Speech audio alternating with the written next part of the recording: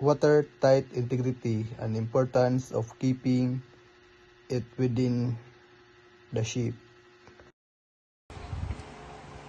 Introduction.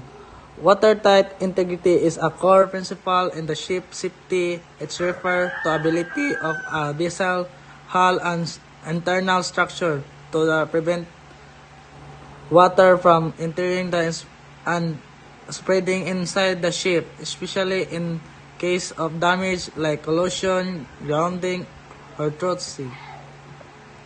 Ang watertight integrity ay ang pagpanatili ng mga harang at pagsasara sa loob ng barko upang hindi kumalat ang tubig sa ibang bahagi kapag mayroong mga nasisira.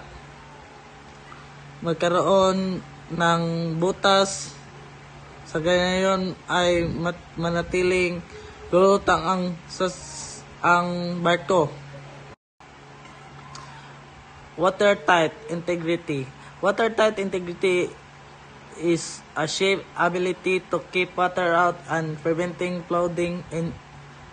It ensures the ship stays safe, stable, and afloat by sealing compartment and closing watertight doors. Why it's important? Number one, prevents flooding. If water enters one compartment, watertight bulkheads stop it from spreading to another area. It's help keep the ship afloat, maintain stability, and control water inside the ship can shift weight and cause listing or even capsize. If dili example, buslot ang isa ka compartment, then o dili kuanda yon ang compartment o dili o walay ka ng o kanang watertight, di na ma-stable ang barko niya, mabugat na pud ang barko niya, na posibilidad nga malunod ang barko. Why it is important? Number 3, protect lives. Crew and passenger depend on the ship staying afloat long enough for evacuation or rescue if needed.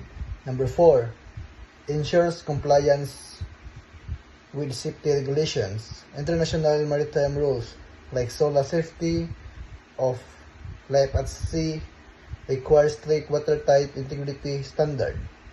Consequences of poor watertight integrity: rapid flooding of multiple compartment, loss of buoyancy, structural failure, ship sinking, historically seen in disaster like RMS Titanic sinking.